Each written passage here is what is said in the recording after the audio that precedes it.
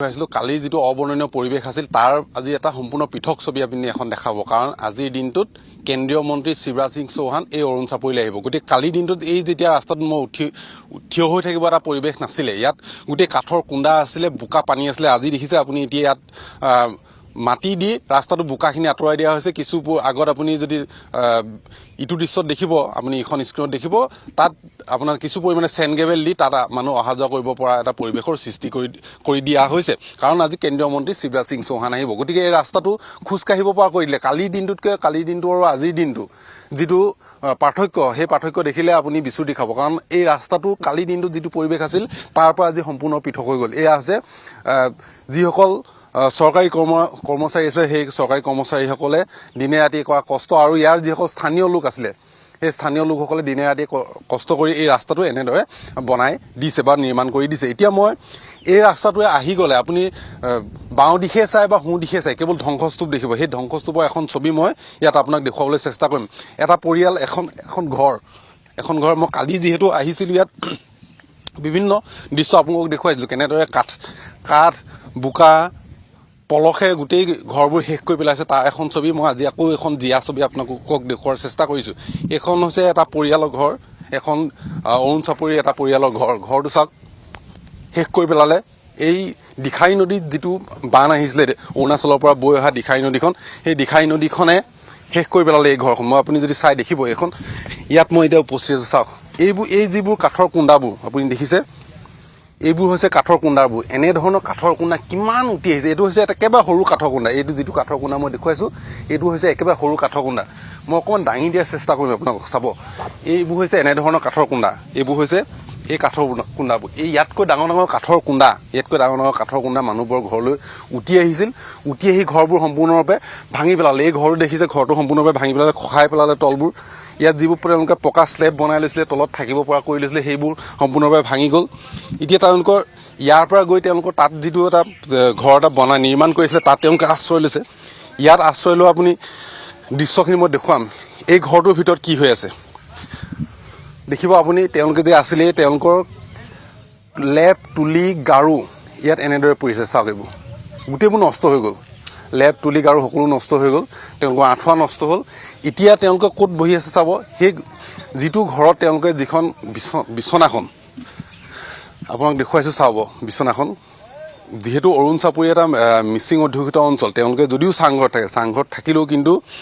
তেওঁলোকৰ পৰিৱেশটো সম্পূৰ্ণ বেলেগ এনেধৰণৰ পৰিৱেশ নহয় এতিয়া তেওঁলোকৰ পৰিৱেশটো চাওক কেনেধৰণে তেওঁলোকে ইয়াত আছে আৰু ইয়াত তলৰ ঘৰটোৰ ভিতৰত দেখিছেনে গোটেই কাঠ বাঁহেৰে ভৰ্তি হৈছে এইবোৰ হৈছে দিখাই নদী উটি অহা কাঠ বাঁহ আৰু তেওঁলোকৰ কাঠ বাঁহে উটি আহি এনেদৰে গোটেই এলেকাটো শেষ কৰি পেলাই ইয়াত খোৱা পানীৰ অভাৱ আছে যদিও চৰকাৰে কিছু পৰিমাণে খোৱা পানী দিয়াৰ চেষ্টা কৰিছে এই যিটো ঘৰৰ যিসকল লোক আছে তেওঁলোকৰ সৈতে মই কথা পাতিবলৈ চেষ্টা কৰিম যে তেওঁলোকৰ কেনেধৰণৰ এটা পৰিৱেশৰ সৃষ্টি হৈছিলে সেই বিষয়ে মই অকণমান চেষ্টা কৰিম বাইদেউ আপোনাৰ নামটো কি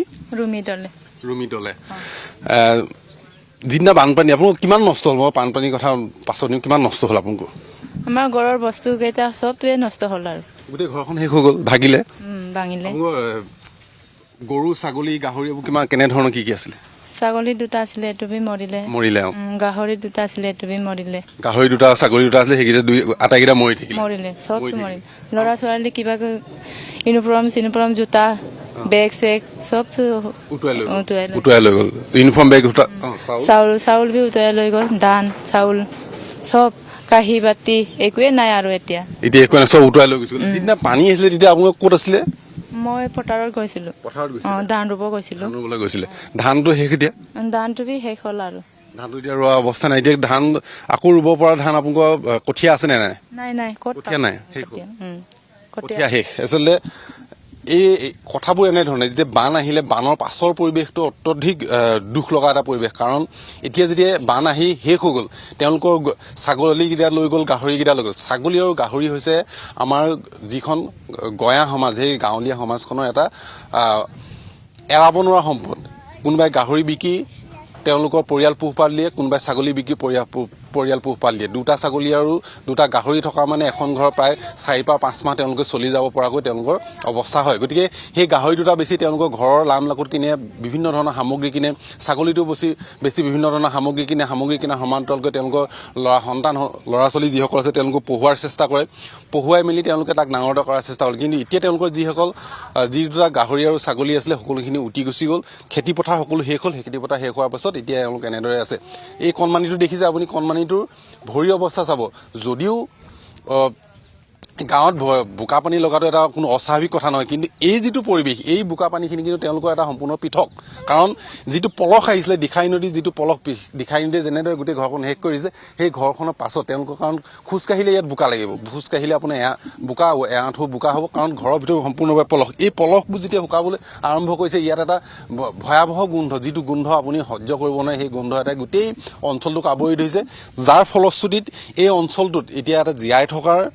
বাবে এটা নতুন সংগ্ৰাম এটা আৰম্ভ কৰিব লাগিব। কাৰণ এতিয়া ইয়াৰ পাছত খোৱা লোৱাৰ সমান্তৰালকৈ ইয়াৰ পাছত আৰম্ভ হ'ব নতুন সংকটটো হৈছে যে বেমাৰ। ইয়াত কেনেধৰণৰ বেমাৰ বাহ ল'ব আপোনালোকে ভাবিব নোৱাৰিব। কাৰণ ইয়াত চৰ্মৰোগৰ সম্ভাৱনা বহুত বেছি, ডায়েৰিয়াৰ সম্ভাৱনা বহুত বেছি, জ্বৰ কাহ এইবোৰ আছে। এই গোটেই বেমাৰবোৰে এই মানুহখিনিৰ লগলৈ আহিব আৰু তেওঁলোকে প্ৰথমে এতিয়া বেমাৰৰ সৈতে যুঁজ দিব লাগিব। সমান্তৰালকৈ তেওঁলোকে জীৱন জীয়াই থকাৰ বাবে, কাৰণ তেওঁলোকৰ খাদ্যৰ সংকট হ'বলৈ আৰম্ভ কৰিব। অন্যান্য যিবোৰ সংকট আছে সেই সংকটবোৰ আছে, ইয়াৰ সমান্তৰালকৈ কিন্তু তেওঁলোকলৈ আহি আছে আন এটা সংকট, সেইটো হৈছে স্বাস্থ্য সংকট আৰু বেমাৰ। এই বেমাৰে কিন্তু মানুহখিনিক সম্পূৰ্ণৰূপে কুঙা কৰি দিয়াৰ সম্ভাৱনা নথকা। ঠিক আছে, আমি ধন্যবাদ জ্ঞাপন কৰিছোঁ প্ৰাঞ্জল বৰাক। এতিয়া বান পৰিস্থিতি কিছু ভয়াৱহতা কমিছে যদিও এতিয়া কিন্তু জনস্বাস্থ্যৰ প্ৰতি ভাবুকি আহি পৰিব, কাৰণ এতিয়া বিভিন্ন ধৰণৰ বেমাৰ আজাৰ বৃদ্ধি পাবলৈ আৰম্ভ কৰিব। গতিকে সেইখিনি ক্ষেত্ৰত সাৱধানতা অৱলম্বন কৰাৰ প্ৰশাসনে ব্যৱস্থা লোৱাটো খুবেই প্ৰয়োজনীয়, স্বাস্থ্য বিভাগে বিশেষকৈ ব্যৱস্থা লোৱাটো খুবেই প্ৰয়োজনীয় হৈ পৰিছে এনেধৰণৰ বানাক্ৰান্তসকলক লৈ।